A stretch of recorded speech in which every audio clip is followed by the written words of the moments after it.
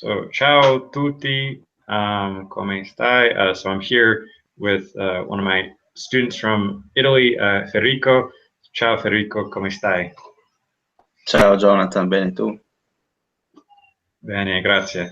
So we're getting started here with going through some phrases for practicing the Italian. Oh, and I see here, ciao Vadim, come stai?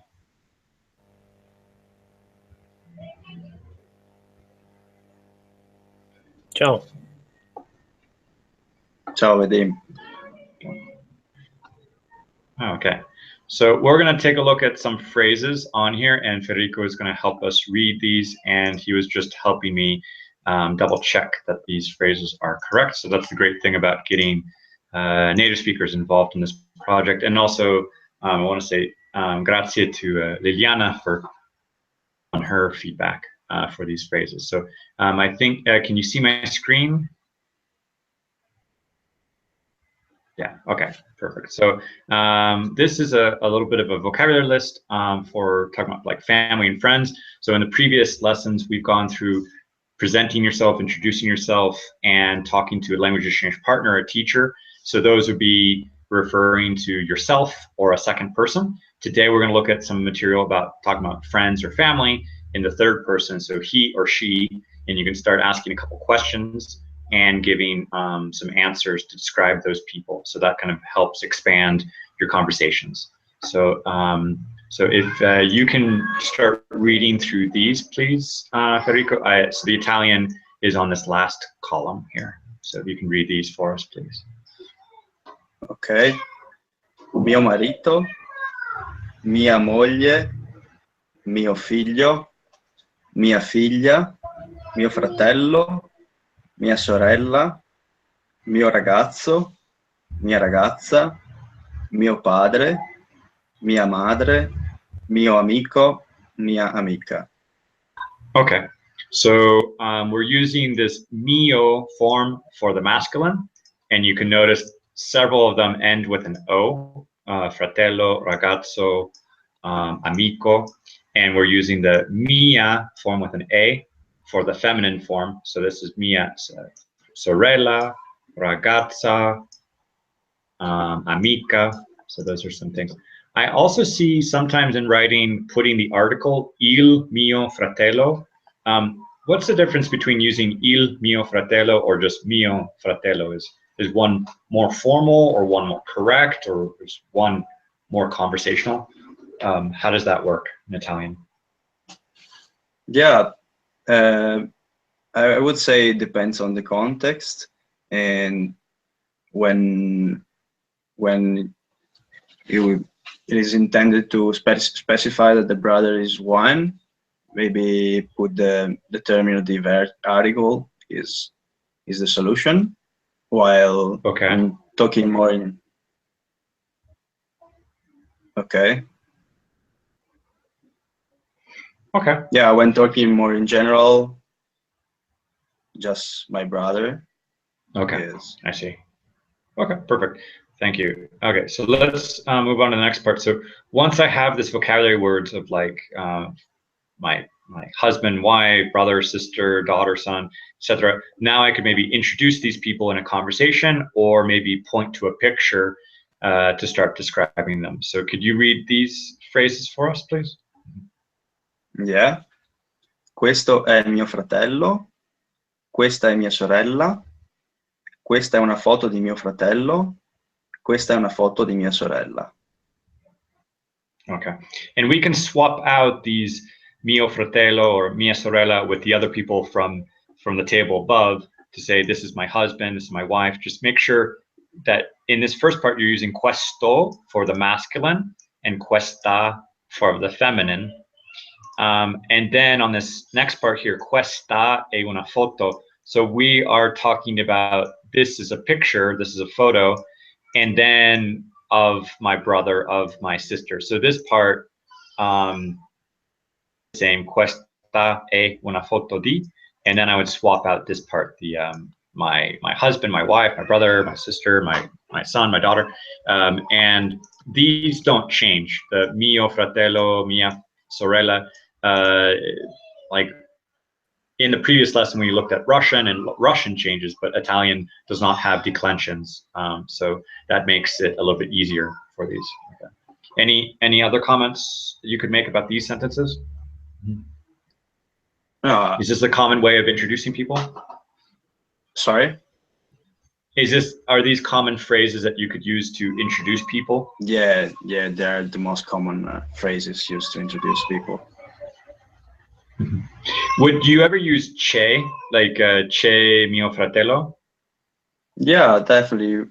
When one wants to describe that and underline that the person is present physically in that moment, or when one wants to ask if the person is present, can use c'è.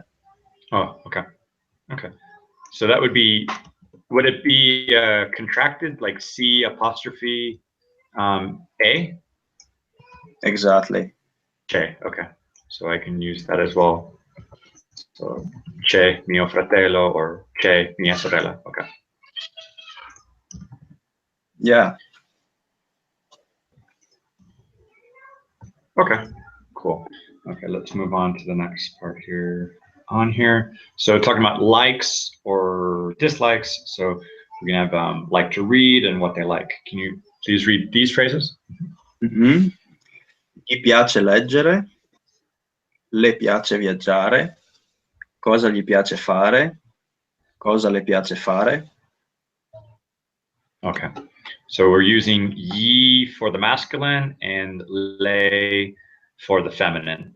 But really what we are saying here is like it pleases to somebody. So likes in English is a little bit of an active form that this person, he is doing the action of liking or loving, doing something. But in Italian and Russian and Spanish, the form is a bit more of a kind of a passive, something pleases to this person. So what you're conjugating here is that it's the action of reading, leggere, or the action of traveling that is pleasing to this person. So this is more of a passive structure. Okay. If I actually swap these out and use like nouns, if I said I like books, I would change this piace to like piacciono. Yes. Yes. Okay. So how do you spell piacciono? Is it double C? Yeah, double C. And then I-O-N-O? Exactly.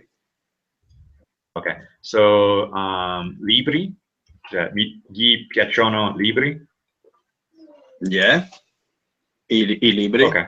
So okay, libri. Okay, so just keep this in mind that if something that you like is singular, like leggere, it's piace, but if it's in the plural, it's piacciono. And if it were for a woman who likes books, it would also be le piacciono i libri, or something else. Yeah. Many Italians say gli in both occasions, but usually more well-educated Italians say le. Okay. Okay. Thank you for that comment. And I would recommend one website that I like looking at for declensions or singular plural in different languages is Wiktionary.org. That's WIKTIONARY.org. And you can look up a dictionary form of a word or a verb or an adjective, and it will give you different tables for singular, plural, or so you can find information about that, and it's very helpful for different languages. I especially like using it for Russian because of all the declensions, but for Italian and Romance languages, it can give you the singular, the plural, since those languages don't usually have declensions on there. Okay. Okay. Let's move on. Do you have any questions, Vadim?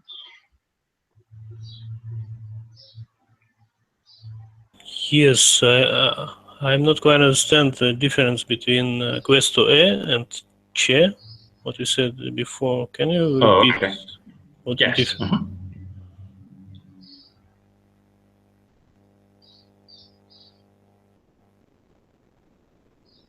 Yeah, questo è is like this is, and c'è would be there is.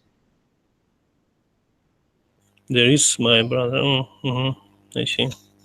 Yeah, there I is think my brother. if the person is physically present in the room using c'è. Oh, okay, thank you. Yeah, I you're understand. welcome. Okay, let's move on to the next No part more here. questions. Oh, okay. So talking about where people are from, this one I have a little bit of a confusion because of the prepositions. So if you can read these phrases for us. Yeah. Lui è di, lei viene da, di dove è, da dove viene, lui vive a, lei vive a, dove vive lui, dove vive lei. Okay, so if I'm using essere, I'm using di. And if I'm using venire, I'm using da. Mm-hmm. Okay. Yes. And I also see it's possible to use dove or dove. What's the difference between this kind of contracted form or non-contracted? Is it obligatory to use the contraction in Italian? Yeah, it is not obligatory, but it more clear.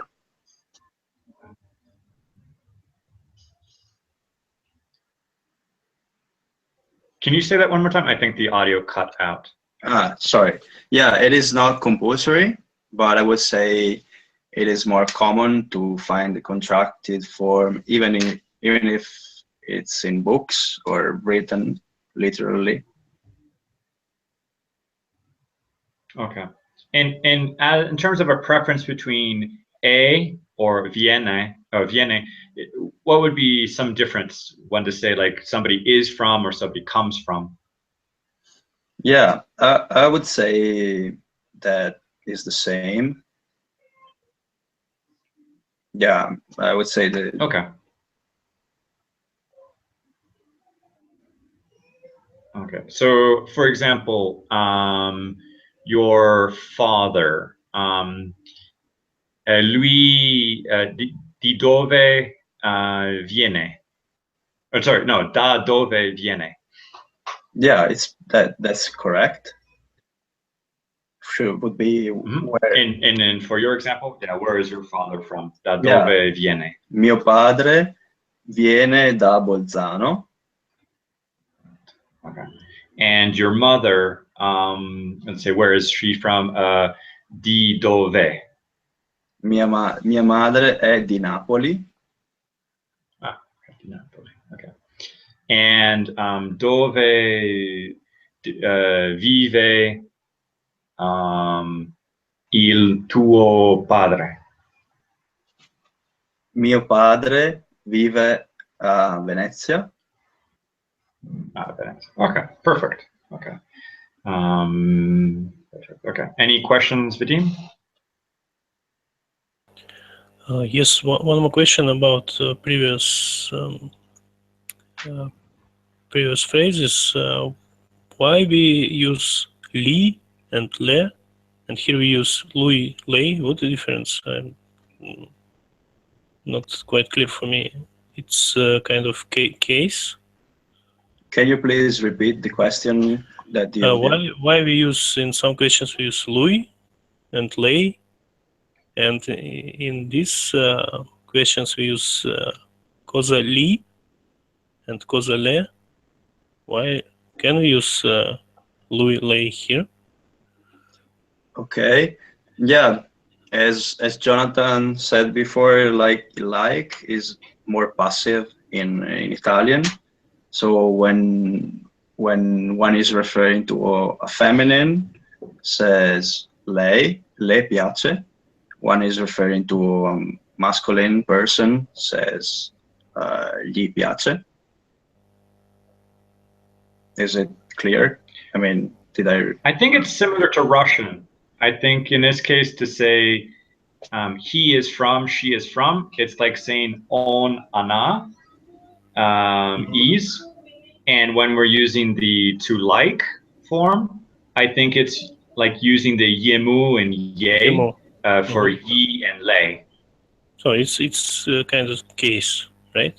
Different cases. Kind of. I mean, well, the Romance languages are a little bit more limited in terms of what we consider cases, but we would consider this kind of, although in Russian it would be dative, yemu ye, I think in Italian and Spanish, it's considered maybe an indirect or a direct object pronoun. So it's a bit more kind of like an accusative. It's hard to do a straight line comparison between Russian and German declensions, but in terms of, from what I understand, I think it's like in a direct object pronoun. Okay, and if So it's not quite the same as the subject pronoun. If I say about myself, I will say mi piace, right? Mi piace and sono di, yeah. Thank you. I hope I'm not making up some mistakes there. Is that any other things that you would mention, Federico? No, it's correct. Okay, yeah, but that's a good question because those do get confused when you're using the pronouns between subject or object for that. Okay. Yeah. Then the next part here is talking about if people are married or not. So if you can read a couple of these phrases, please. Lui è sposato, lei è sposata, è sposato, è sposata, egli non è sposato, lei non è sposata. Okay. So what is this AE form that we see here? Is this more formal? Is it conversational? What? Yeah, exactly. Is the equivalent of lui. Okay. And it's also possible to find it written in books. In for the female form, it was ella. Yeah, ella, exactly. So E double A, or so E double L A. Okay. Yeah. So Eli, ella, those would be more formal, and lui, lei would be a slightly more conversational, I guess. Yeah, exactly. Okay. Okay. Is there a word for single or bachelor? Sorry?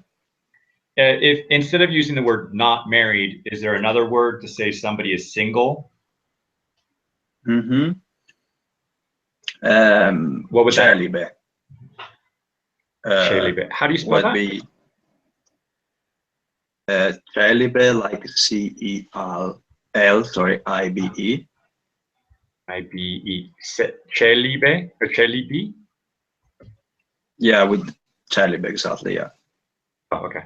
And I would use the like a celibate. Does that change for men and women, or is it the same?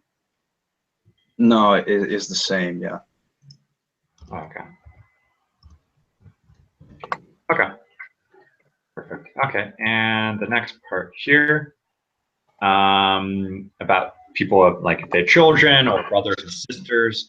So okay, so here we're using the verb avere. So this is the he, she, it form a. So can you read these phrases for us? Yes. Ha due figli. Ha due figli. Ha figli. Ha figli. Non ha figli. Non ha figli. Okay, so we could probably just reduce these phrases, and I mean, there is no, in these examples, the way I've written them, there's no change between the masculine and feminine, but if we needed to specify, if the context was not clear, we could add a lui or a lei. Yeah. So if I needed to, I could add lui a, and I could add a lei a. If the context was not clear who I was talking about. Okay. Yeah, absolutely. Okay. And so I could swap these out. Instead of using fili for children, I could use these for he has two brothers. Lui ha due fratelli. Certo. Okay. Or she has two sisters. Lei ha due sorelle. Perfect. Okay. So yeah. So double check in the dictionaries or like Wiktionary to see what is the plural form of these nouns. Okay. Any questions, Vadim?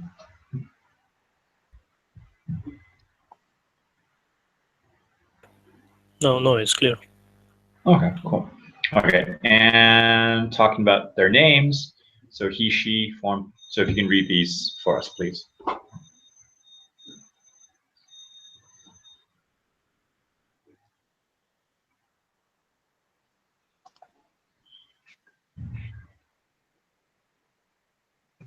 Ok, il suo nome è, si chiama, il suo nome è, si chiama, qual è il suo nome, come si chiama, qual è il suo nome, come si chiama. Okay, so once again, these forms are not really changing for the masculine, feminine. Is there a way that I could specify that I'm talking about a man or talking about a woman? Yeah, the same as before. And come si chiama lei? Okay, come si chiama lui? Come si chiama lei? Okay. And what Yeah, about for the il suo nome? Is there a way that I could refer to the man or a woman? yeah, in that case, that would be more difficult because suo is already conjugated and is conjugated in the same way. Yes. Okay, but for si chiama, I could add lui si chiama. Absolutely. Okay, so I could, if I needed to, I could say lui si chiama or lei si chiama. Okay. Okay. Come si chiama il tuo padre? Mio padre si chiama Raffaele. Oh, okay.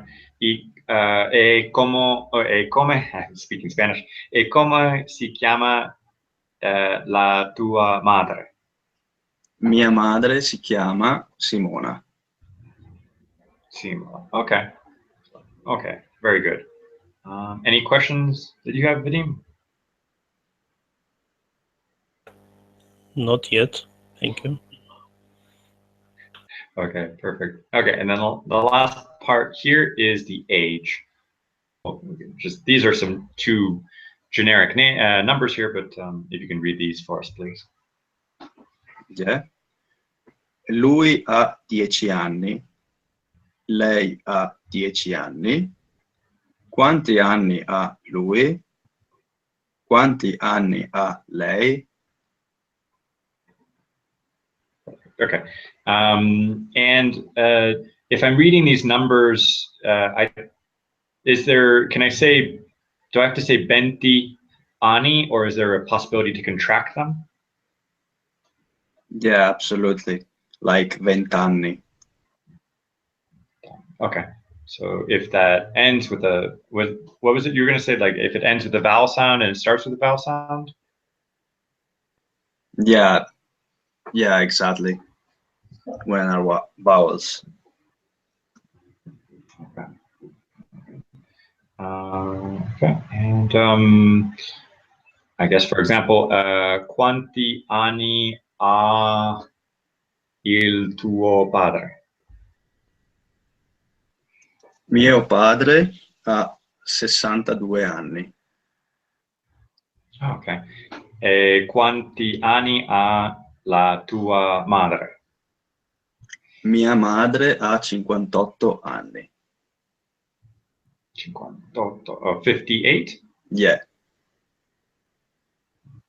And your father is 62?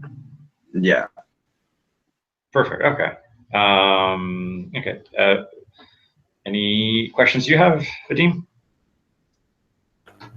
No? Oh, okay.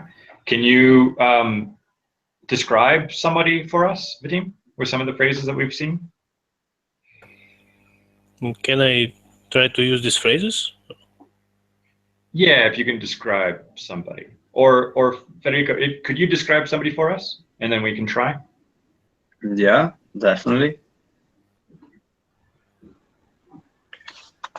For example, il mio amico Francesco ha 35 anni e viene da Bologna. Ha 2 fratelli e una sorella.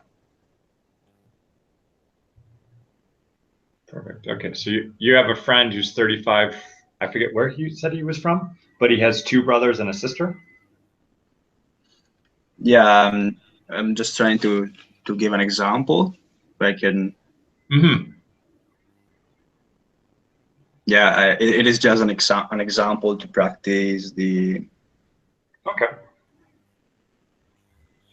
Okay. So I would say feel free to leave a comment or message below this video, and so to practice some of these phrases. And please subscribe and let us know if you find these videos helpful. And so I will say thank you very much to Federico, and thank you to Vadim for joining us. And so if you have any further questions, feel free to leave a message here, and we'll be happy to kind of answer your questions about some of these basic phrases. And definitely use like the Wiktionary or some dictionary websites like wordreference.com. That's one of my favorite ones for bilingual translations. There's also Lingue, Linguee, that you can use also to see examples translated between 2 languages in sentences. So, okay. But yeah, thank you very much for joining us, Federico. Yeah, I also would like to thank Vadim and Jonathan, and especially Jonathan for the work we are doing on my English. So if anybody which is watching would like to experience the same improvements I'm experiencing as an English, I would strongly recommend to start working with Jonathan. Thank you. I appreciate that. Yeah. So and thank you for your questions, Vadim. I think that's been helpful to also get another point of view, another perspective on the language. So Absolutely. Grazie, Federico. Grazie. Ciao. Ciao. Ciao Vadim, grazie. Grazie. Ciao. Grazie, Jonathan. Talk in the next lesson. Thanks. And probably next week we'll be going into third person, like they form. So here was he, she, and we'll be talking about like in the plural, so they, men and women. So okay, thank you once again, and take care. Ciao.